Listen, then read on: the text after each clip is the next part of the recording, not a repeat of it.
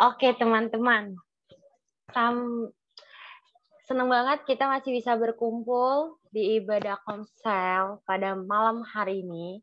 Hari ini rame dan aku ini nih semangatnya berkobar-kobar, asik, berkobar-kobar. Oke ada teman-teman, kita akan mulai ibadah Komsel kita pada malam hari ini dengan menyanyikan lagu Kubawa Korban Syukurku.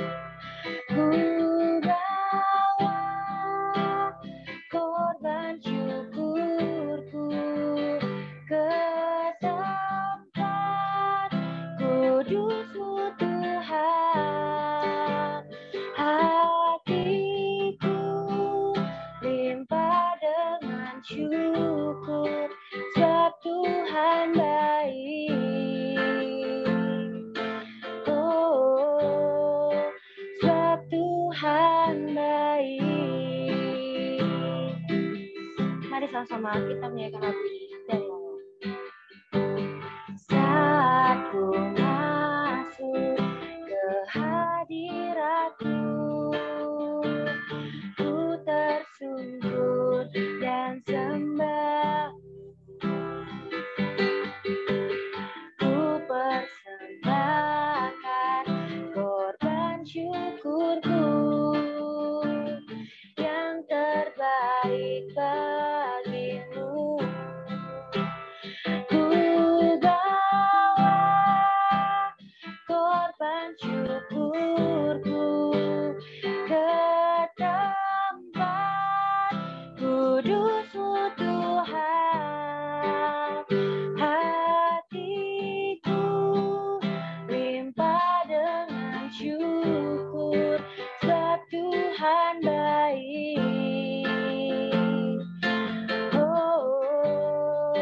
Sebab Tuhan baik.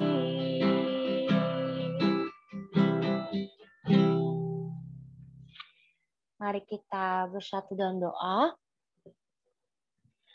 Tuhan Yesus, terima kasih karena Tuhan masih memimpin setiap dari kami sehingga kami masih bisa berkumpul bersama untuk memuji, memuliakan nama-Mu, mendengarkan firman-Mu, dan akan saling sharing satu sama dengan yang lain.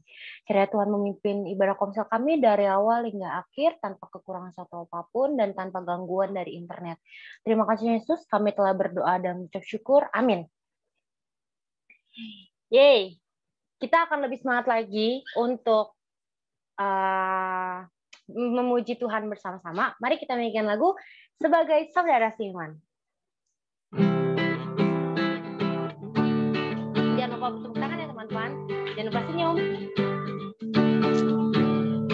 Sebagai saudara seiman di dalam tubuh Kristus, menyerahkan seluruh hidupnya, berbagi kasih bersama, kadang tawa, terkadang tangis, suka duka bersama,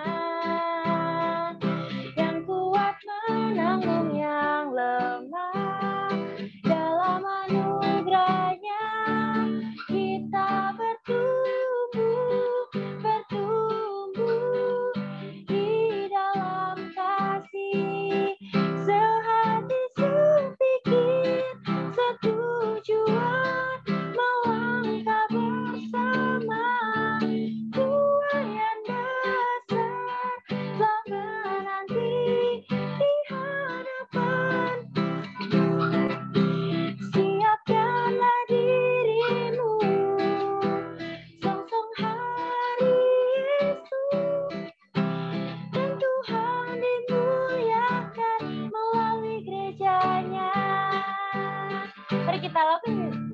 nyanyikan lagu ini dari awal.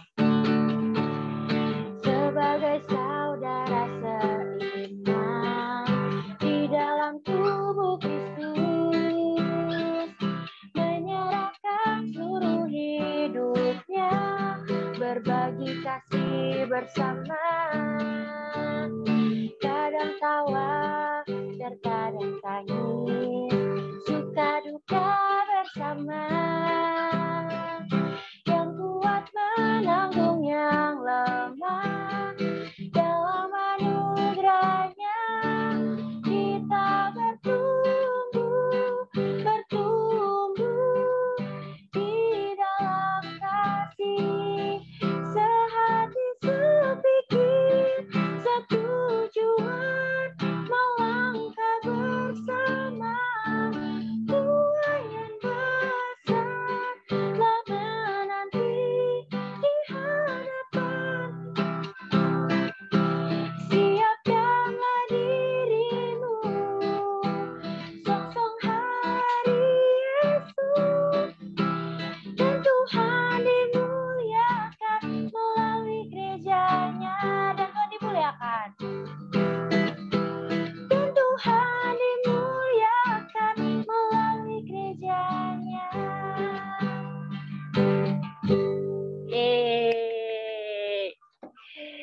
Oke teman-teman, selanjutnya waktunya aku sediakan ruang kesaksian. Apakah dari teman-teman ada yang mau sharing selama 1 minggu belakangan ini, atau 2 minggu belakangan ini, atau apapun deh. Mau dari kapan aja nggak apa-apa. Adakah?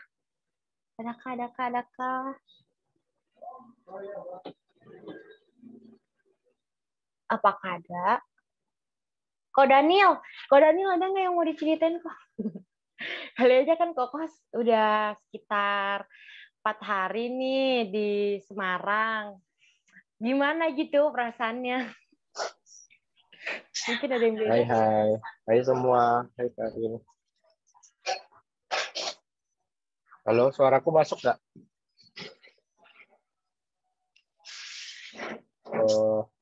Mungkin ceritanya nanti aja sharing Kak Sunjul kali ya. Ini aku cuman ya pertama seneng aja udah bisa sampai Semarang. Terus ya wis gitulah, nanti ceritanya habis unrek aja. Yeah. Mantul deh. Berarti Koko selamat ya Ko sampai Semarang. Puji Tuhan. Ya selamat, nggak ada cegatan. Kita udah nggak ada sedih-sedih lagi, udah nggak galau-galau lagi ya Ko kita. Udah rilis. Yeah. Oke deh. Kita akan masuk ke dalam pembawaan firman Tuhan yang akan disampaikan oleh Kakak Senja. Sebelumnya mari kita menyanyikan lagu Bapa yang Kekal.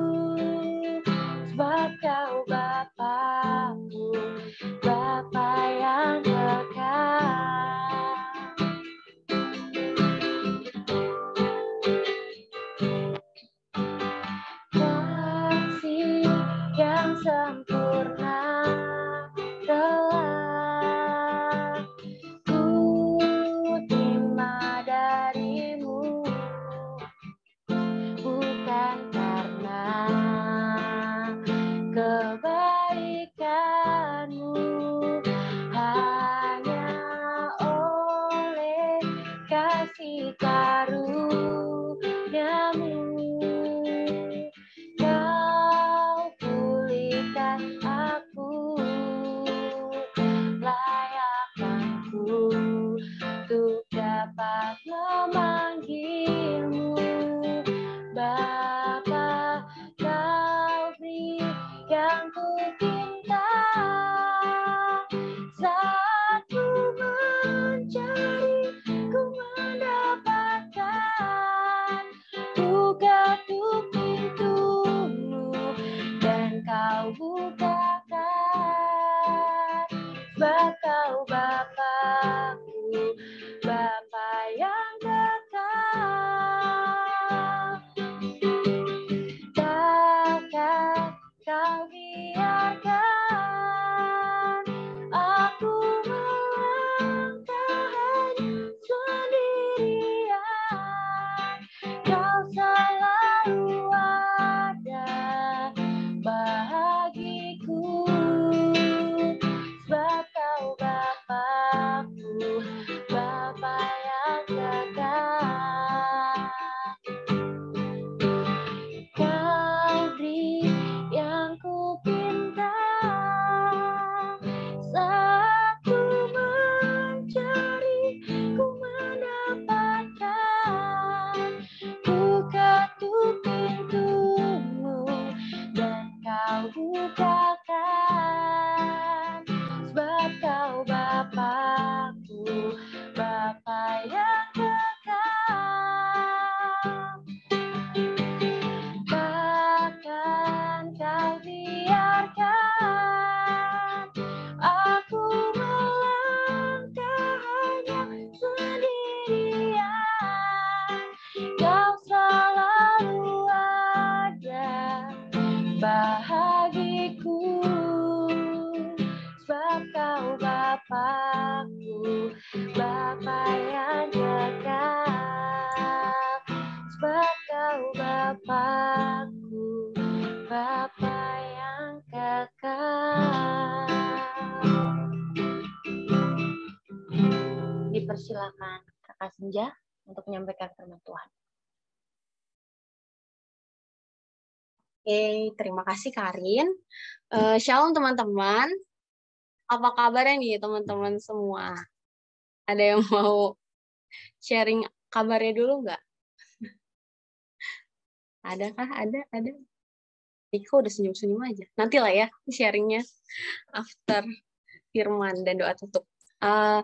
Aku mau pastiin kalau suaraku masuk dengan jelas dan gambar serta tulisannya bisa kebaca ya. Oke, yuk mari teman-teman kita sama-sama satu dalam doa. Tuhan Yesus, Bapa Allah kami yang bertata di atas kerajaan sorga, kami bersyukur ya Allah untuk setiap waktu-waktu yang Tuhan berikan bagi kami. Waktu untuk melalui masa suka, masa yang berat, bahkan masa-masa yang duka cita ya Tuhan. Kami bersyukur untuk itu semua karena kami tahu bahwa Tuhan beserta kami, sehingga kami senantiasa bersyukur. Saat ini Tuhan, kami mau mendengarkan firman-Mu, mau sama-sama sharing, berbagi hidup. Biarlah Tuhan yang berkati setiap waktu-waktu sharing firman, serta waktu-waktu kami saling bercerita dan boleh saling beri masukan ataupun saling mengingatkan. Terima kasih ya Tuhan Yesus, kami serahkan semua ke dalam tangan-Mu Tuhan. Amin. Oke, teman-teman. Ada yang ngantuk nggak nih?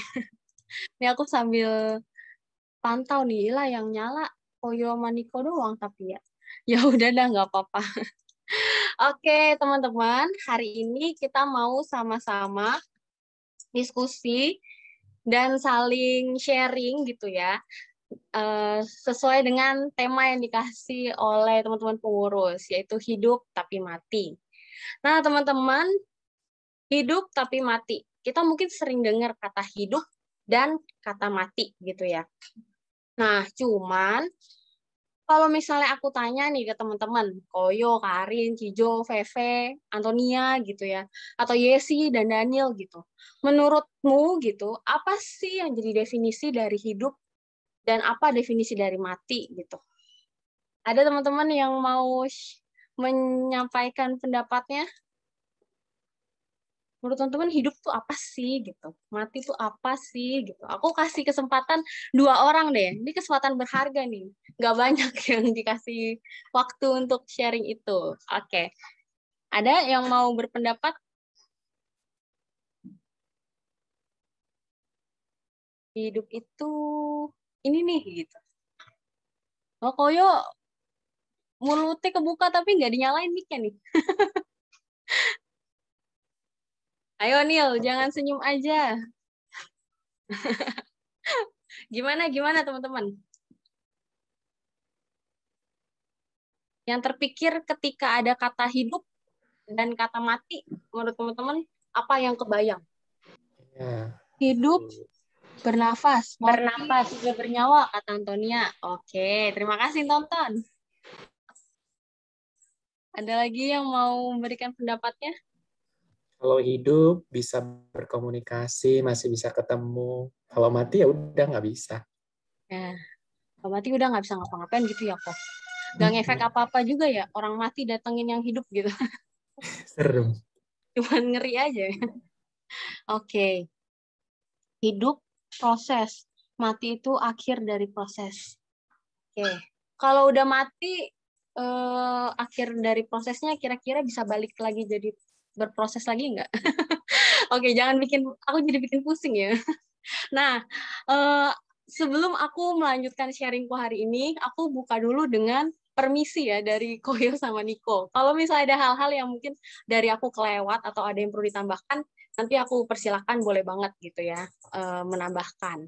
Oke, nah kalau aku cari tahu gitu ya tentang definisi hidup dan definisi mati, nah aku menemukan kalau di KBBI hidup itu adalah terus ada gitu ya, masih terus ada, keberadaannya ada, lalu bernyawa, hadir, bernafas, bergerak, dapat merasa. Jadi kalau dicubit ya sakit gitu ya, kalau disentil ya keperihan gitu ya kupingnya, dan bekerja sebagaimana mestinya. Jadi kalau handphone dibilang hidup ya buat SMS bisa, buat WA bisa, nah kayak gitu. Nah kalau mati berarti sudah hilang nyawanya, tidak hidup lagi. Oh jelas-jelas mati tidak hidup gitu ya, kalau hidup ya nggak mati gitu ya. Lalu tidak berasa lagi, kalau orang mati dicubit, diapain juga nggak berasa gitu kan, nggak respon apa-apa juga gitu. Lalu mati itu juga tidak bergerak, atau tidak berkegiatan gitu. Nah, itu definisi hidup dan mati yang aku temukan ketika aku searching di KBBI online gitu ya. Nah, teman-teman, dilihat dari definisinya, aku menyimpulkan bahwa hidup dan mati itu dua hal atau dua kondisi yang benar-benar bertolak belakang gitu ya. Dan berkebalikan. Jadi nggak mungkin orang yang bergerak dibilang yang bergerak itu berarti hidup, tapi orang bergerak dibilang mati gitu kan. Lah kalau emang bergerak jelas-jelas dia hidup gitu loh. Dan hidup dan mati itu tidak sama sama sekali, jadi benar-benar beda. Dan bukan suatu hal yang bisa terjadi bersamaan. Karena agak aneh ya kalau misalnya motor yang hidup gitu bergerak lagi jalan di tengah jalan dibilang motor itu mati gitu. Mati apanya? Lalu kalau ada orang joget-joget dia hidup kan, tapi dibilang mati, itu kan aneh gitu kan. Nah, emang nggak bisa terjadi secara bersamaan. Lalu, nah ini dia. Aku mau pemanasan sejenak ya teman-teman. Nanti aku akan tampilin nih beberapa gambar. Ada kata hidup garis miring mati ya. Jadi hidup atau mati. Nah, apa maksudnya? Nanti pas teman-teman ngelihat gambar ini, boleh cepetan aja gitu ya, cepet buka suara terus yang terlintas ini hidup atau mati gitu. Oke, kita mulai nih dari yang gambar pertama. Aku minta Niko. Mati. Oke. Kalau gambar yang kedua, aku minta Karin.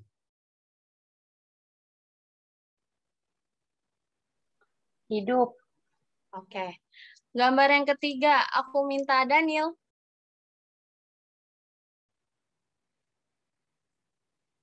Apa nih, Daniel? Hidup. Hidup. Oke. Gambar yang keempat, aku minta Feve. Hidup. Hidup. Oke. Oke, makasih teman-teman. Nah, itu pemanasan sejenak tentang hidup dan mati gitu ya. Jadi ada kondisi hidup dan mati dalam beberapa jenis yang bisa kita temukan di sekitar kita. Kayak motor. Motor itu benda mati yang hidup. Hidup dalam artian dia bergerak gitu kan. Karena definisi hidup itu yang tadi di awal kita udah sama-sama lihat. Lalu tumbuhan. Tumbuhan itu makhluk hidup yang seolah tampak mati. Kita kalau ngelihat tumbuhan nggak kelihatan bergerak-gerak kecuali ada angin gitu ya.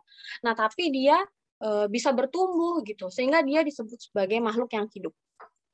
Lalu, kalau kita lihat yang berikutnya gambar anjing. Nah, anjing ini hidup ya teman-teman. Ini ini kan aku searching dari, ya udah kebuka deh. Aku searching dari Google kan. Aku searching dari Google. Ini tuh kondisi orang yang ngupload itu anjingnya lagi tidur, tampak seperti kayaknya sih mati gitu, tapi sebenarnya dia tidur gitu teman-teman. Dan yang satunya manusia yang jelas-jelas berdiri, bergerak, dan itu dia lagi muji Tuhan gitu. Dia nggak muji Tuhan juga sih kayaknya. Saya lagi nyanyi lah gitu ya teman-teman. Dan dia dapat bergerak serta berkegiatan atau beraktivitas. Nah, ini yang selanjutnya. Aku boleh minta Yesi. Kalau Yesi lihat ini vampir hidup apa mati, Yes? Kata Adin hidup nih, Adin sebelah aku. Mati. Mati. Oke. Oke, makasih. Ya, pemanasan kita di situ aja, teman-teman. Soal hidup dan mati. Kita mau sama-sama melihat bahwa ketika kita ngelihat dalam kehidupan kita itu ada dua macam kehidupan ternyata. Dan itu sama-sama ada dalam diri kita. Yang pertama itu kehidupan jasmani, yang jelas-jelas kita lihat gitu secara kasat mata. Dan kehidupan rohani, yang bisa dilihat tapi banyak juga yang nggak bisa dilihatnya gitu. Karena dia ada dalam diri kita, dalam hati kita, dalam pikiran kita. Nah, kalau misalnya kita bicara soal jasmani, mungkin hidup atau matinya jasmani itu bisa lebih mudah dan lebih cepat untuk kita deteksi. Misal, kita lihat, oh ada orang udah nggak bernafas, oh berarti jelas-jelas jasmaninya dia udah mati gitu. Oh ada orang yang pingsan gitu, oh dia hampir mati misalnya gitu ya. Nah, tapi untuk kehidupan rohani, menurutku secara pribadi dan aku yakin nggak bisa dengan mudah kita deteksi gitu. Akan lebih sulit mendeteksi hidup matinya kerohanian kita ketimbang hidup matinya jasmani kita. Nah, teman-teman, ini dia tadi kan definisi hidup dan mati berdasarkan dari KBBI gitu ya. Nah, walaupun kita lihat bahwa dari definisinya terus dari hal-hal yang kita temukan jelas-jelas itu adalah hal yang berkebalikan gitu. Dan hal yang apa iya sih bisa orang hidup dibilang mati? Apakah bisa binatang yang hidup dibilang mati, binatang yang mati dibilang hidup, atau kebalikannya gitu. Nah, ternyata teman-teman, kalau tadi kita ingat bahwa dalam kehidupan kita tuh ada dua macam kehidupan, jasmani dan rohani. Kenyataannya hidup tapi mati, bukan hanya hidup atau mati gitu ya, tapi hidup tapi mati dapat terjadi pada kita, para orang percaya. Orang percaya adalah orang-orang yang sudah kenal Kristus, sudah menerima Kristus sebagai Tuhan dan Juru Selamat. Itu semua bisa kita alami, hidup tapi mati. Yang hidup tuh apa, yang mati tuh apa gitu, teman-teman. Nah, apa yang hidup, apa yang mati? Hidup jasmaninya tapi mati rohaninya. Itu yang bisa dialami oleh orang percaya. Mungkin tubuhnya bergerak gitu, tapi ya entah badannya kemana gitu kan, hatinya kemana, pikirannya kemana gitu. Nah itu dia yang bisa dialami oleh orang percaya, yaitu hidup secara jasmani tapi mati secara rohani. Oke. Dan hal itu juga merupakan hal-hal yang harus kita waspadai, teman-teman. Kita harus waspada, dan ketika kita kembali diingatkan bahwa kita bisa mengalami hidup tapi mati, mari kita sama-sama segera memeriksakan diri kita gitu. Kalau sakit mungkin periksa dirinya kemana, Koyo? Kalau sakit ke dokter ya. Iya, kalau sakit kita ke dokter dah. Tapi kalau kerohanian kita yang sakit, kita ya ke dokter juga, tapi dokter kehidupan gitu ya aku bahasanya. Tuhan Yesus, dokter kehidupan. Oke. Nah, bicara soal rohani yang mati atau biasa kita kenal sebagai kematian rohani, kita harus pahami dulu apa itu kematian rohani. Kematian rohani merupakan kondisi di mana kita terpisah dari Allah. Terpisah karena dosa, karena memang dosa lah satu-satunya yang dapat memisahkan kita dengan Allah. Sebenarnya, keterpisahan manusia dari Allah atau kematian rohani sudah terjadi sejak mulanya gitu. Ketika manusia pertama hidup di Taman Eden, mereka diberikan perintah oleh Tuhan untuk tidak memakan buah yang di tengah-tengah taman gitu ya, bahasa Tuhan Yesus. Tapi manusia justru nggak dengerin Tuhan gitu. Manusia nggak ingat apa yang Tuhan katakan. Manusia justru mendengarkan bujuk rayuan iblis dan akhirnya memakan buah itu dan melanggar perintah Allah. Itu ada di Kejadian 2 sampai dengan Kejadian 3. Teman-teman bisa kalau ada waktu boleh gali lebih dalam lagi. Nah, teman-teman, sampai akhirnya mereka melanggar perintah Allah dan Allah mengetahui, mereka ngumpet gitu ya. Tapi Tuhan ya tetap tahu kalau mereka sudah melakukan kesalahan, melakukan dosa. Sehingga mereka diusir dari Taman Eden dan manusia terpisah dari Allah. Nah, teman-teman, itu dia kematian rohani yang mula-mula terjadi pada manusia. Yaitu ketika Allah memberikan perintah bagi manusia, Adam dan Hawa, namun manusia melanggar perintah Allah, sehingga manusia diusir dari Taman Eden dan manusia terpisah dari Allah. Ternyata yang dilakukan oleh Adam dan Hawa itu nggak hanya berdampak pada mereka, tapi itu juga diturunkan dosanya kepada semua manusia. Nah, teman-teman, namun kita mau sama-sama lihat dari Efesus 2 ayat 1. Aku boleh minta tolong Veve? Veve boleh baca, Ve? Oke, Efesus 2 ayat 1. Kamu dahulu sudah mati karena pelanggaran-pelanggaran dan dosa-dosamu. Oke, terima kasih Veve. Ya, jadi kita sama-sama tahu kalau kita itu dulu telah mati karena dosa gitu. Mati secara rohani. Dan bagian ayat ini bukan bicara soal kamu dulu sudah mati secara jasmani yang dikubur gitu, nyawanya hilang, bukan. Tapi ayat ini bicara tentang kematian rohani. Karena ketika manusia jatuh dalam dosa pun, jasmaninya manusia tetap hidup. Mereka tetap bisa bernafas secara alami gitu. Mereka tetap bisa beraktivitas, bekerja, namun rohaniannya yang mati. Jadi dahulu kita adalah manusia-manusia yang mati karena dosa. Namun kita sama-sama tahu kalau Tuhan Yesus telah mati di atas kayu salib, dan akhirnya itu semua menebus setiap dosa kita dan kita diperdamaikan serta kita dihidupkan dari kematian rohani.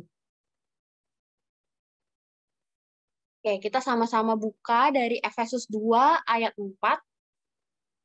Aku boleh minta tolong Cijo? Cijo di situ kah?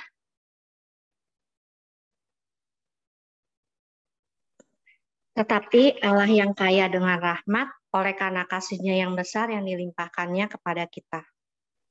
Oke. Tetapi Allah yang kaya dengan rahmat, oleh karena kasih-Nya yang besar yang dilimpahkannya kepada kita. Oke, teman-teman, ini boleh dilanjutin lagi di ayat 5. Jadi ini ayat 4 sama ayat 5 nyambung. Boleh Cijo lanjutkan ayat 5-nya? Telah menghidupkan kita bersama-sama dengan Kristus sekalipun kita telah mati oleh kesalahan-kesalahan kita. Oleh kasih karunia kamu diselamatkan. Oke, kita yang dulu mati karena dosa, manusia yang mati secara rohani akibat dosa, karena Yesus yang mati di atas kayu salib, manusia kini dihidupkan gitu ya. Kita dihidupkan. Nah, ini dia gambarannya. Sehingga manusia kembali terhubung dengan Allah dan kita hidup. Kita dulu mati, tapi karena Yesus kita adalah pribadi-pribadi yang hidup gitu teman-teman. Dan kita bisa sama-sama tahu bahwa karena kematian Tuhan Yesus dan pengorbanannya, sehingga rohani kita hidup. Kita bukan pribadi-pribadi yang mati, tapi kita pribadi-pribadi yang sesungguhnya hidup. Tapi hidup yang seperti apa dan bagaimana? Oke, kita balik lagi ke tema kita. Hidup secara jasmani, tapi mati secara rohani. Nah, teman-teman, ketika kita bicara tentang hidup tapi mati, kita sama-sama sekarang tahu gitu ya, kita yang dulu mati, kita sudah hidup, tapi itu semua bisa terjadi lagi. Kondisi hidup tapi mati bisa terjadi, karena kita tetap manusia yang bisa jatuh ke dalam dosa. Oke. Dan kita membutuhkan Allah gitu. Jadi kita harus senantiasa waspada nih teman-teman dan segera periksakan diri. Lagi-lagi aku tampilin bagian ini ya. Kita harus waspada dan periksakan diri. Karena kenapa? Kematian rohani itu sesuatu yang sungguh apa ya? Menurutku sesuatu hal yang bisa terjadi kepada semua orang. Baik itu orang yang dasarnya emang jauh dari Tuhan dan orang-orang yang bahkan dekat sama Tuhan gitu. Nah, kalau kita lihat dari Adam dan Hawa, kematian rohani dialami oleh mereka. Padahal mereka adalah pribadi-pribadi yang hidupnya sehari-hari dekat sama Tuhan, dengerin Tuhan, senantiasa mengikuti perintah-perintah Tuhan, tapi mereka bisa mengalami itu ketika mereka tergoda gitu. Nah, teman-teman, ini dia. Jangan-jangan saat ini jasmani kita sih hidup, namun rohani kita tuh jangan-jangan sakit atau hampir sekarat atau bahkan hampir mati. Kenapa aku nggak langsung menggunakan kata mati gitu ya? Waktu kemarin persiapan, aku merasa kayaknya ketika bilang kita mengalami kematian rohani itu suatu hal yang menyedihkan banget gitu sih. Benar-benar kita tuh terpisah dari Allah. Padahal kita tuh terhubung sebenarnya sama Allah. Tapi karena dosa dan kesalahan yang kembali kita lakukan, sehingga kita terpisah dari Allah. Nah, makanya aku pakai kata sakit atau hampir sekarat. Karena hal-hal yang seringkali dihadapi oleh pemuda, remaja, masa kini gitu, dan bahkan juga orang dewasa, sebenarnya mereka nggak benar-benar terpisah dari Allah, tapi mereka tuh lagi melenceng atau mereka lagi sedikit menjauh atau mereka tuh lagi putar balik sejenak gitu. Nah, tapi ada titik di mana mereka akan kembali ingat lagi bahwa mereka harus kembali berbalik pada Allah dan kembali terhubung dengan Allah. Nah, kalau tadi ingat di awal, bukan di awal sih, tadi agak di depan-depan, kita ada nampilin gambar vampir. Nah, kalau kita tahu ya di film-film Cina zaman dulu, kayaknya sekarang udah agak jarang ya vampir yang model gini. Vampir ini bergerak gitu kan, tapi sebenarnya dia mati gitu. Nah, apakah kita adalah pribadi yang seperti ini? Badan kita bergerak nih, kita ngapain aja, tapi nyawanya tuh sebenarnya nggak ada gitu. Nah, nyawanya tuh apa, seperti apa, dan bernafas yang seperti apa gitu. Nah, biar mungkin aku lebih mudah untuk sharing, aku mau mulai dari kondisi-kondisi yang kita temui di sekitar kita, di mana kita bisa ngelihat kalau manusia itu bisa mengalami hidup tapi mati, yaitu hidup secara jasmani namun mati secara rohani. Inilah kondisi yang beberapa waktu ini aku temukan. Nah, ketika kita mengalami masa-masa di mana kita tuh sibuk mengejar banyak pencapaian. Apa aja pencapaian kita, pencapaian di dunia yang saat ini remaja kejar, yaitu seperti nilai bagus, karir hebat. Mungkin kalau yang udah dewasa mau punya keluarga yang bahagia gitu. Atau kalau yang udah berumah tangga gitu, pengen punya mobil yang bagus, pengen punya harta benda yang banyak gitu. Tapi ternyata itu semua dilakukan dengan cara yang salah. Ini juga salah satu tanda-tanda dari kematian rohani, teman-teman.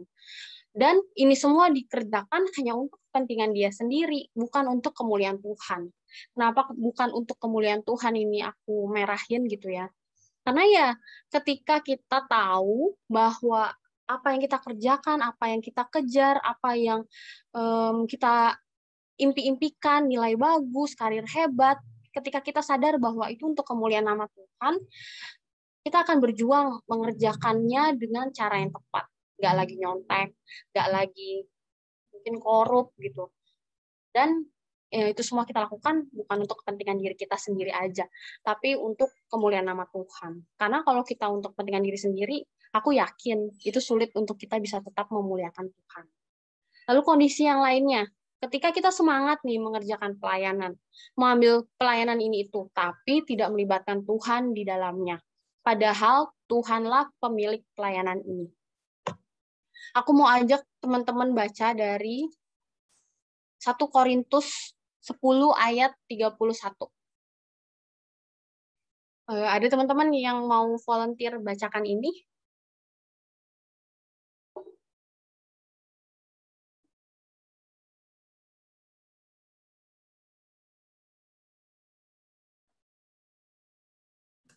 Satu Korintus 10 ayat 31, aku menjawab, jika engkau makan atau jika engkau minum atau jika engkau melakukan sesuatu yang lain, lakukanlah semuanya itu untuk kemuliaan Allah. Oke. Ya, kita sama-sama diingatkan bahwa pribadi yang hidup secara jasmani dan tidak mati secara rohani, mengerjakan setiap bagian dalam hidupnya itu berfokus pada Allah, semua untuk kemuliaan nama Tuhan, semua untuk menyenangkan Tuhan, kayak gitu. Terima kasih Koyo. Dan selanjutnya ini ada lagi kondisi yang kita juga suka temukan. Kita jadi orang Kristen, tapi di tengah dunia ngapain aja, nggak pernah ingat Tuhan Yesus. Hidup semaunya, tanpa mikir itu benar di hadapan Tuhan apa enggak. Nah, aku coba pakai kalimat yang lebih keseharian gitu ya, untuk menggambarkan bagian ini. Karena seringkali aku tuh nemuin orang-orang, aku nggak bisa langsung ngejudge gitu ya, apakah dirinya, orang yang aku temui itu mengalami kematian rohani atau enggak gitu. Tapi aku yakin ketika orang yang rohaninya hidup, apa yang keluar dari dirinya dan apa yang dia kerjakan juga pasti akan sesuatu yang baik juga dipandang orang, dan apa yang dikerjakan juga seturut dengan kehendak Tuhan gitu. Nah, ada banyak anak-anak muda zaman sekarang, apalagi tuntutan dari sosmed, tuntutan dari kehidupan sosial mereka, akhirnya hidup semaunya dirinya aja gitu, tanpa benar-benar menyadari bahwa dia punya kehidupan rohani yang dimana kehidupan rohaninya itu juga harus terpancar keluar lewat kehidupan jasmaninya dia, sehingga karena dia nggak sadar, dia jadinya ya semaunya aja gitu, mau ngomong ini itu semau-maunya dia, padahal itu kata kasar atau itu kata-kata yang tidak berarti, kata-kata yang nggak bermakna kayak gitu. Dan kiranya kita jadi anak-anak Tuhan yang punya pribadi di mana kerohanian kita tuh sehat, jadi apa yang keluar dari mulut, dari tindakan kita, itu juga berkenan dan bisa menyenangkan Tuhan serta berkenan di hati orang lain di sekitar kita gitu. Lalu ada pribadi-pribadi orang percaya yang tahu kalau doa itu hal penting dan doa itu nafas hidup orang percaya gitu. Ada bagian ayat di Alkitab yang mengatakan tetaplah berdoa gitu. Tapi seringkali kita nggak mau atau males nyediain waktu untuk berdoa. Aku nggak bisa bohong juga sih. Aku pribadi juga berjuang untuk bisa terus setia, bisa terus rajin, bisa terus ingat untuk berdoa. Karena memperjuangkan punya waktu-waktu berdoa yang baik itu emang nggak mudah gitu teman-teman. Ngantuk lah atau keburu-buru waktu, jadinya kita nggak menyempatkan diri, nggak menyisihkan waktu untuk berdoa dan ngobrol sama Tuhan. Tapi aku sadar kalau ya sebagai orang percaya aku perlu itu gitu, dan aku harus perjuangkan. Nah, ada lagi kondisi di mana kita tahu kalau firman Tuhan itu pelita bagi kaki kita sebagai orang percaya ya. Kayak lagu juga gitu kan. Firman-Mu pelita bagi kakiku. Tapi untuk baca firman aja kadang kita segen-segen gitu. Males, atau sekalipun kita baca nih, kita ngerjainnya dengan terpaksa atau karena tuntutan. Ada juga yang kita tahu kalau misalnya waktu-waktu untuk dengar firman itu ketika beribadah, tapi kita nggak mau perjuangin itu, apalagi sekarang ibadahnya ibadah online gitu kan. Padahal mah tinggal buka komputer atau tinggal buka HP, tapi kadang kita juga masih ada perasaan males.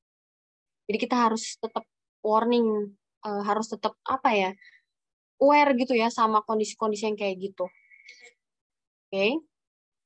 Nah, ada hal mendasar yang menjadi kesimpulan dari kondisi-kondisi yang suka kita temui di lingkungan dan sekitar kita itu. Itu kan tadi hal-hal yang emang bisa kelihatan di depan mata gitu ya. Orang malas berdoa, orang nggak mau baca firman, terus pelayanan tapi mungkin kehidupannya nggak baik, pelayanan tapi berdoa males, ya kayak gitu.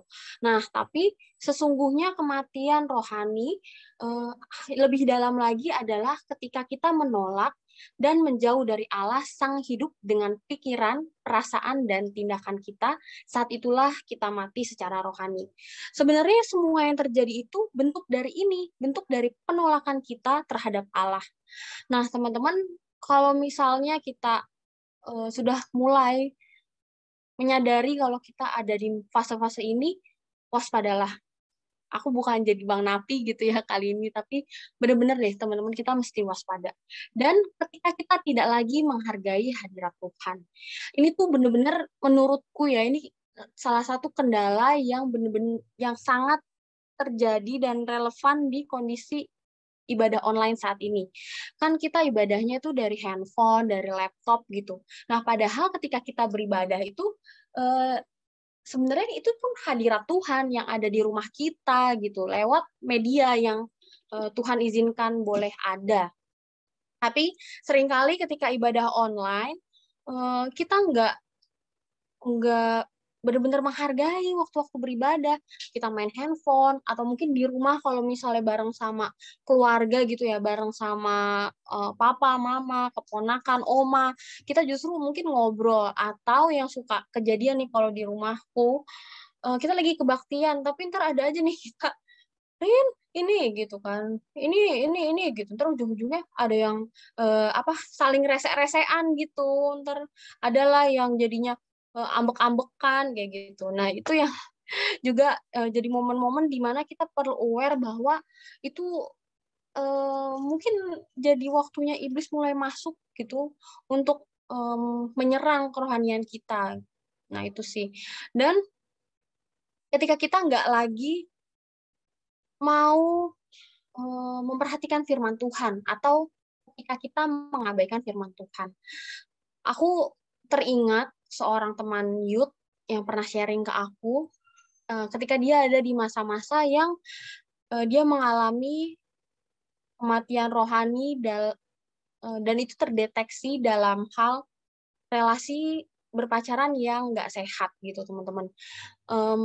Waktu itu aku tuh nggak tahu sharingnya dia ketika itu semua terjadi. Aku nggak pernah dengar sharingnya dia, tapi aku dengar sharingnya itu setelah masalah dan dosa itu udah berhasil dia tinggalkan.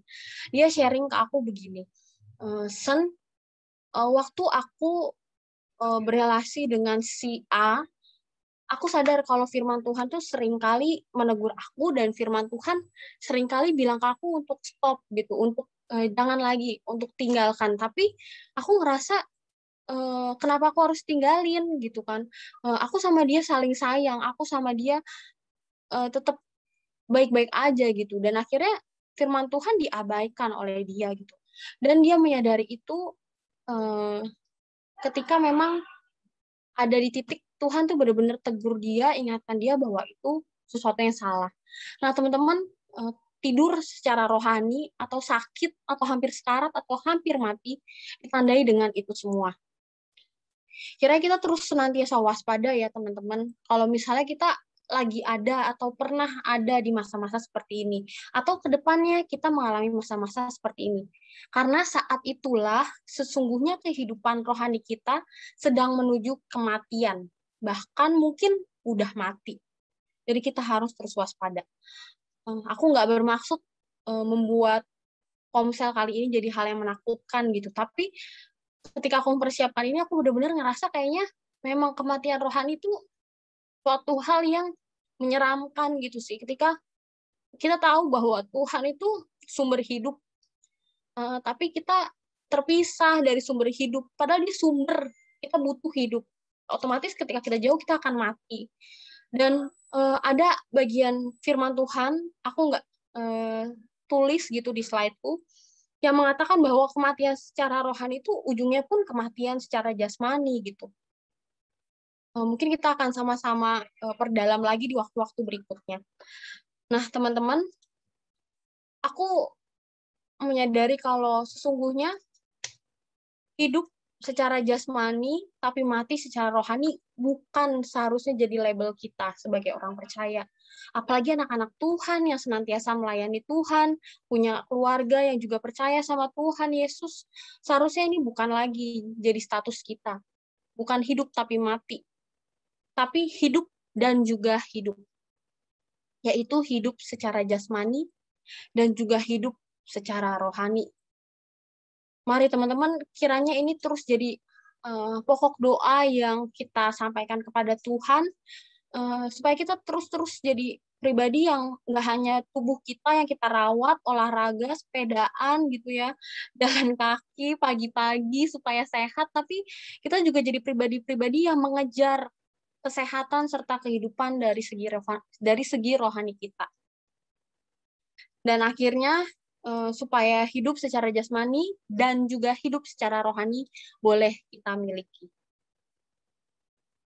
Oke, teman-teman. Aku mau simpulkan, ketika kematian rohani terjadi, itu adalah kondisi di mana kita terpisah dengan Allah. Dan itu berarti komunikasi kita dengan Allah pun terputus.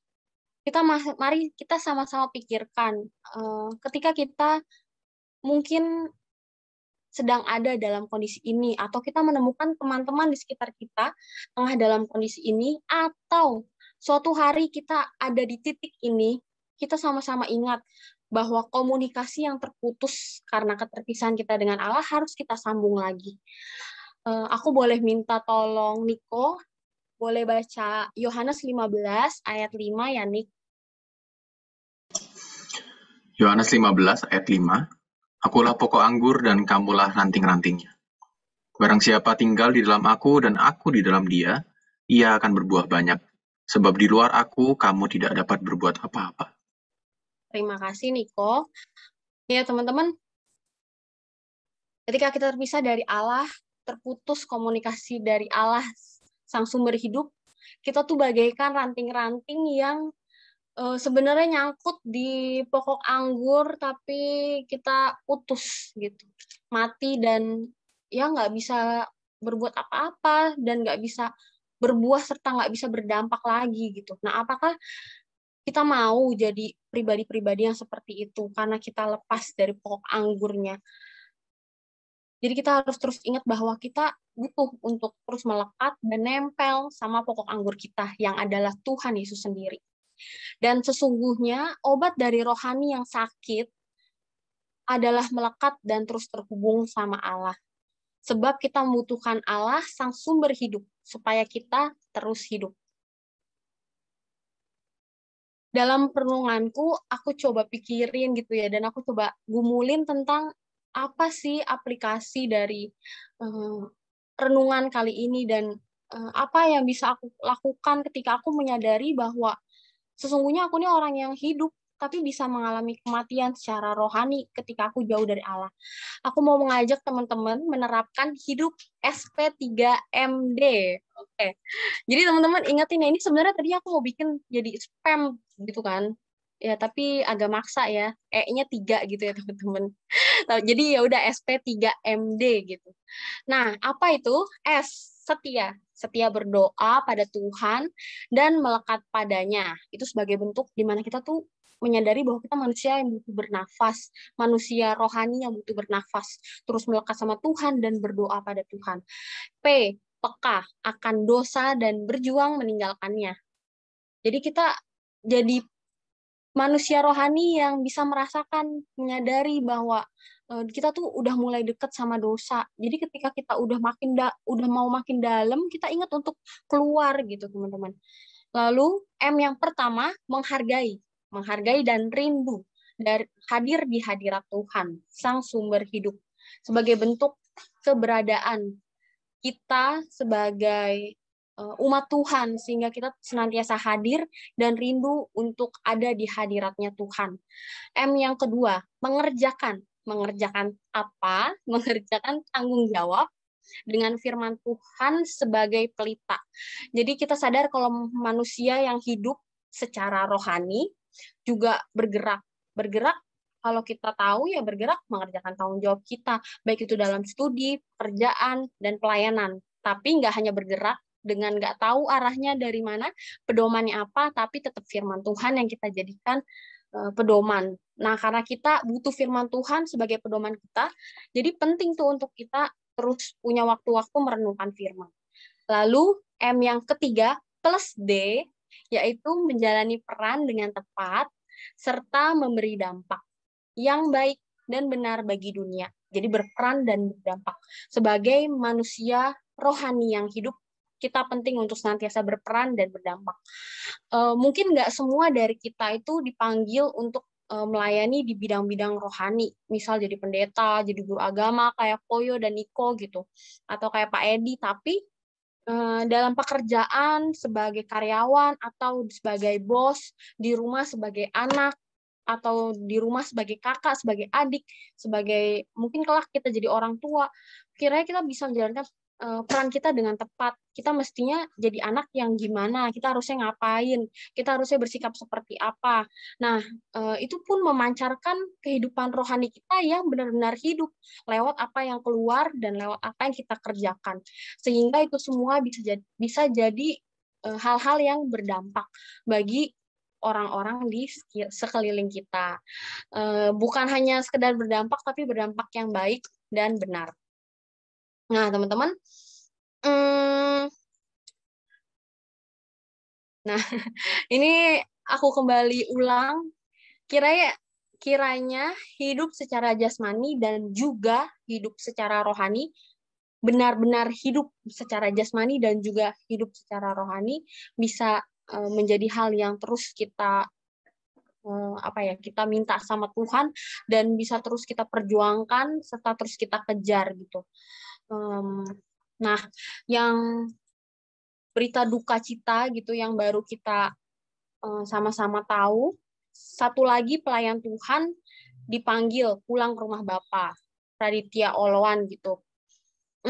Kalau teman-teman mungkin menurutku sih sebagian besar dari kita tahu gitu ya, Raditya Oloan dan istrinya Joanna dulu mengalami kejatuhan dalam dosa gitu, di mana itu adalah masa-masa di mana mereka tuh terpisah dari Allah, berarti kematian rohani mereka alami. Tapi bersyukur ketika ada titik di mana mereka menyadari bahwa itu semua harus stop dan mereka harus kembali berbalik pada Tuhan. Dan kalau teman-teman cari tahu gitu ya tentang kesaksian-kesaksian mereka, udah terlalu banyak hal-hal yang akhirnya merugikan mereka, merugikan orang-orang di sekitar mereka, karena mereka nggak lagi aware akan dosa dan mereka nggak lagi punya relasi yang dekat sama Tuhan. Sampai-sampai Joanna mengalami MBA gitu ya, menikah karena ya udah keburu hamil gitu, terus sempat di penjara, sempat kepergok lagi, pesta narkoba gitu, dan otomatis itu juga membuat orang tua malu gitu. Kematian secara rohani bisa membawa dampak yang buruk gitu bagi kita dan juga bagi orang-orang di sekitar kita. Kiranya kita terus jadi orang-orang yang menyadari bahwa itu bahaya dan itu perlu kita waspadai dan kita bisa sama-sama perjuangkan. Tapi bersyukur ketika kita mengalami masa-masa tidur secara rohani, atau sakit, atau hampir sekarat secara rohani, tapi kita ingat untuk balik lagi sama Tuhan. Itulah yang perlu kita juga syukuri di hadapan Tuhan. Sekian yang bisa aku bagikan kepada teman-teman. Kiranya bagian firman ini bisa jadi peringatan dan bisa jadi hal yang membuat kita tuh aware tentang bahayanya kematian rohani, dan kita semua bisa mengalami itu. Jadi kita nggak sampai keburu mengalami kematian itu gitu. Nah, ada poin yang aku mau ajak teman-teman sama-sama renungkan. Ada 2 pertanyaan tapi dengan 4 tanda tanya gitu. Yang pertama yaitu, saat ini bagaimana sih kondisi kerohanian teman-teman yang teman-teman rasakan? Apakah teman-teman dalam kondisi hidup atau sakit atau hampir sekarat, atau justru memang dalam kondisi mati? Dan kalaupun teman-teman lagi hidup-hidup aja gitu, pernah nggak sih teman-teman tuh ngalamin kematian secara rohani di waktu-waktu yang kemarin?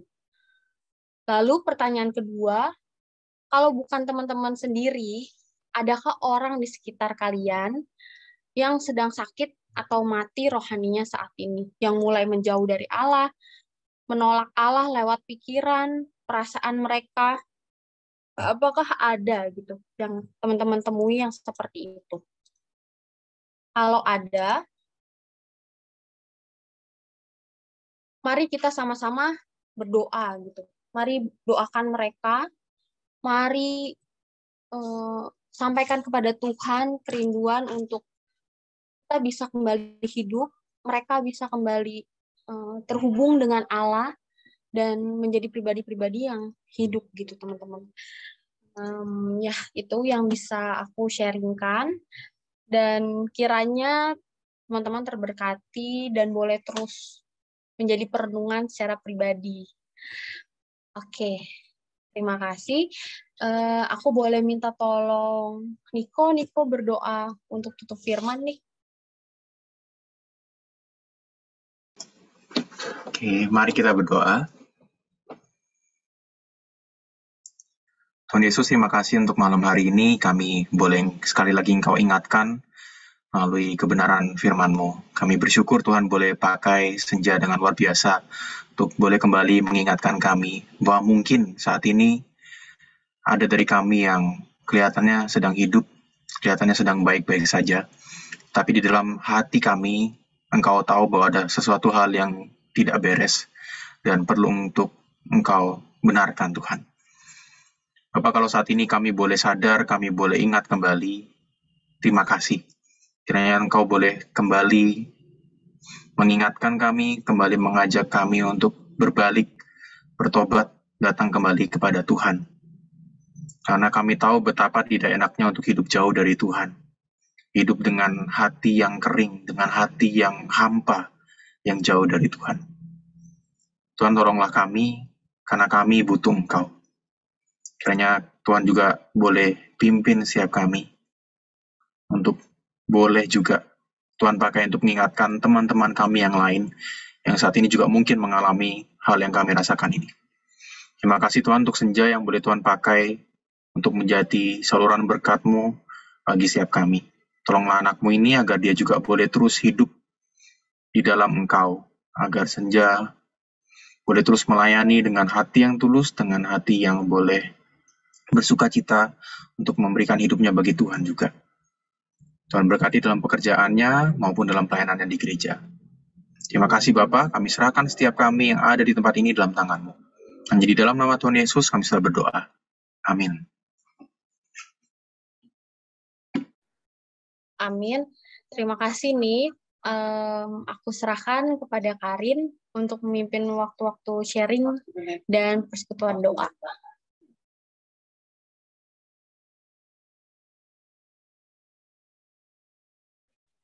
Oke, thank you kakak yang sudah menyampaikan firman Tuhan.